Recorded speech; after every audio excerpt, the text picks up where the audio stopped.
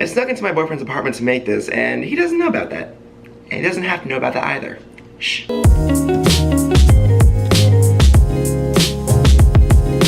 Hello everybody, I'm back with another rendition, addition, attachment, expansion to my recap episode, little series I have going on.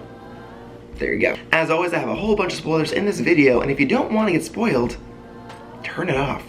And then come back after you've seen the episode so I can get some views out of that because those are cool. So the episode begins right after Kimura and Aja lip sync against each other, and Kimura goes home and all the girls flood back into the workroom, and you know, Farrah's feeling kind of sad because her friend Kimura left, and I think that was the only screen time that Kimura got, so that was kind of shady from the producers, but you know, that was a choice, I guess. Aja wipes off Kimura's little messes, and she's feeling kind of shook because she's not the superstar that she thought she was, apparently. She then vents her frustrations out at Valentina by saying that she felt that she did not deserve the top 3 position. Valentina, though, takes it on the chin, rushes it off, and basically says, I was top 3 and you weren't. So, sorry about it. Flash forward to the next day, and all the queens go back into the workroom. RuPaul comes on out and announces what the main challenge is. Which, let me just say this real quick. Where the fuck have all the mini challenges gone? All I'm saying, if they do not do the reading mini challenge this time around, I'm not gonna be happy. Ru reveals that the challenge for this episode is gonna be a group challenge, and kind of like an acting challenge, and it's going to be the concept of having a morning TV talk show. Kind of like The View, but with drag queens. So a lot better. Which in my mind too, I feel like we've kind of seen this concept before in like season 3 and like season 6. You know, with like that one like challenge and everything when like, you know, Yara Sophia was like, ugh, I bet my ass when she was like the weather girl. And that one time when there was like a whole bunch of drag queens like interviewing Chaz Bono and his grandma. Remember? Yeah. I see you producers. Come on, recycle ideas. The team split up. It's Team Aja versus Team Trinity. Trinity and Aja pick their teams, and I believe it's Aja, Alexis, Valentina, Farrah, Sasha, and Shay versus Trinity, Nina, Eureka, Charlie, Peppermint, and Cynthia. Forgot she's still on here. Besides the current shit that's going on between Aja and Valentina, there was some friction going on in Team Trinity. Trinity took up the role of being, you know, the leader, and she kinda, according to the queens, kind of had like a dictatory kind of way with it because she was like, hey, you're doing this, hey, you're doing that, you like to do this, so you're doing that too. And in my mind, that kind of made sense though, because like you literally had like Nina Bonina Brown doing like DIY stuff, and like, you know, she does that as her stuff as is when it comes to drag. So to me, it made sense. And like, you know, like when it came to, you know, Cynthia and like, you know, Charlie doing entertainment stuff, like, you know, like they're a little bit of the comic relief in the team. So I see that too. So no, I don't necessarily disagree with her choices, but could have been a little better possibly. On to the challenge though. So Team Aja goes on to set, and it looks extremely similar, once again, to that season 3 challenge when all the girls were a part of a news team. Just putting that out there. Ross Matthews is playing the role of the director in this, and he reveals that this is all live. So there are no second takes, there's no mess ups. They have to make sure this shit is going on good. Which I'm very happy that this is not live because it'd be a fucking mess. Yay, editing. For Team Aja, Alexis and Farrah both play the roles of the hosts. Aja and Valentina play the role of entertainment, and Sasha and Shay play the role of DIY. Alexis and Farrah did well. Valentina and Aja, they did okay. I mean, they had like a little burp here and there because Aja kind of forgot one of her lines, but besides that, they did good. But Shay and Sasha brought it on home though. They were doing some kind of like cooking show with like RuPaul chocolate and like salads and eating healthy but also treating yourself at the same time. And there was a whole bunch of sexual innuendos going on between them two. There was some phallic items in the form of broccoli, which, let me just say, nothing says I want to suck dick more than eating a whole raw stick of broccoli. Am I right? No? Just me? Okay. Do you like that? Mm-hmm. So Team Aja did pretty well actually, and in my opinion, Sasha and Shay, they pretty much won, so there's that. But we haven't forgotten about Miss Team Trinity. So Team Trinity rolls up on stage, and it's Trinity and Peppermint as the hosts, Cynthia and Charlie as entertainment, and Miss Nina and Miss Eureka as DIY. Trinity and Peppermint both go up there as the hosts, and they do a job, I want to say. Trinity was very stoic and very, you know, straight-faced, but I think it's all from also all the Botox she has injected into her skin. And Peppermint forgot her lines and stumbled a good amount of times. I don't want any extra breasts unless they come with two biscuits, breasts and 2 biscuits. Moving on to entertainment, it was Charlie and Cynthia, and Cynthia was the star of this one because Charlie fell flat everywhere. I'm looking at the Detox the Pussycat's hair, and it looks a little bit like Winifred from Hocus Pocus. Which, me, just to put as a side note, I feel a little bad for Charlie because, you know, she's a camera queen. She does YouTube, and she is hilarious on there, which, if you've never seen her stuff, like, go check it out. I'm not sure where the link is right now on this, but, you know, go find it. I'm gonna link it somewhere. But her channel's actually pretty good, and, you know, I thought she was gonna be better at this. Moving on to DIY, though, Miss Nina and Miss Eureka, they fucking killed it. I love it. A lavish ramen noodle wet, girl. Oh, it's a beef flavor. Ooh, chicken bitch. The cherry on top of Team Trinity's performance, though, was the fact that when they had Miss Naya Rivera show up for their little interview, they forgot that the interview has to end at a point.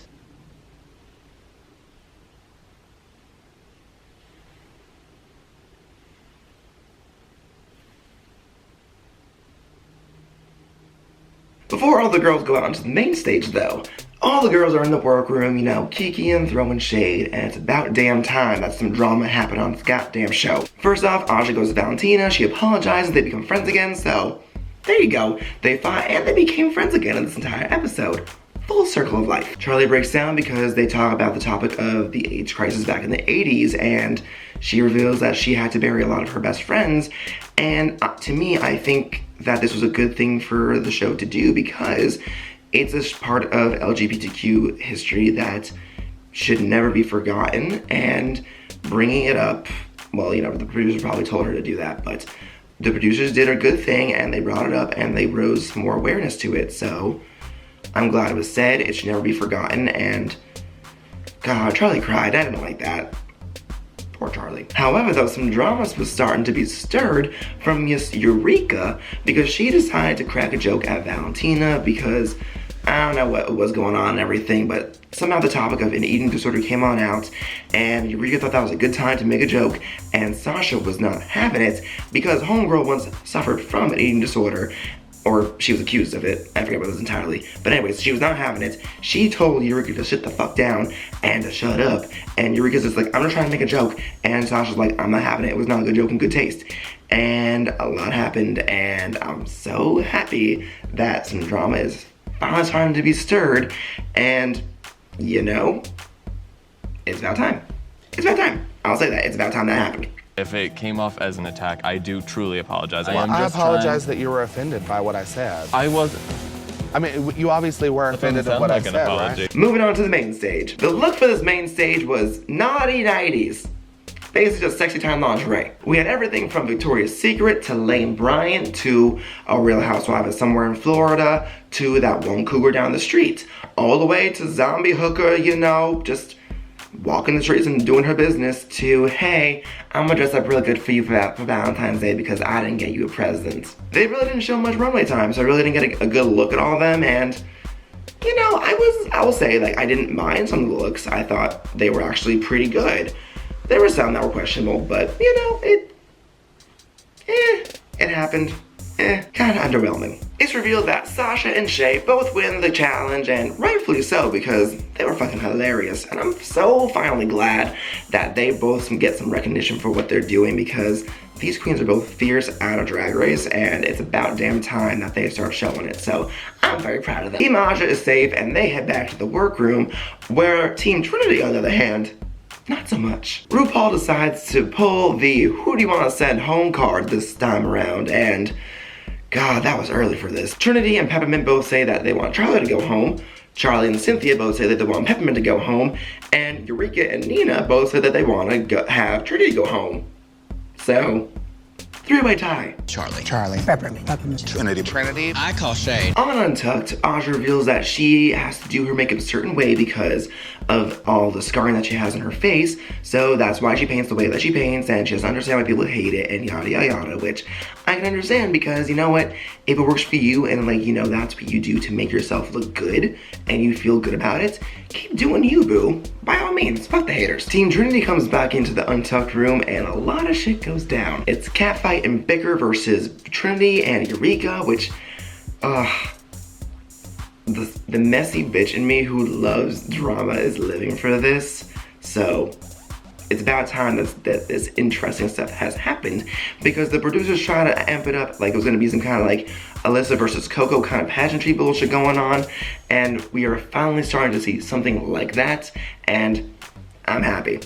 This is good television, finally. Back onto the main stage, the ones who are safe are Miss Cynthia, Eureka, and Nina, and the ones who are on the bottom are Miss Trinity, Miss Peppermint, and Miss Charlie. It's revealed to be Charlie versus Trinity in the lip sync to I Wanna Go by Britney Spears. So Trinity goes against Charlie, and Trinity slays the crap out of Charlie because Charlie reveals that she is not a lip syncing queen, but rather a singing queen, and she just stands there and lip syncs while standing in one spot, where Trinity is flipping around and doing somersaults and shit, so you know. Charlie goes home, Trinity stays, and the girls live to see another day. I feel bad for Charlie though, because I felt that she had a lot more potential to her, because you know, she's a seasoned queen, a veteran who's been doing it for so many years, and she's also a comedy queen too, and I would have loved to see her in a comedy challenge or the Snatch Game, because she would have killed it with her impressions. So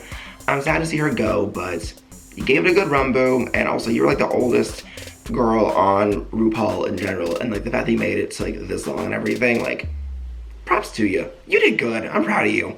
Keep making videos, you're funny. That was it for this episode, and what are your thoughts? Who do you think should have gone home? Did you like the challenge? Whose outfit did you like the most? I personally didn't have a favorite because nothing really stood out to me that much, to be honest. But, you know, you probably have your own choices on that too. Tell me what you think. What do you think about the drama that's finally ensuing?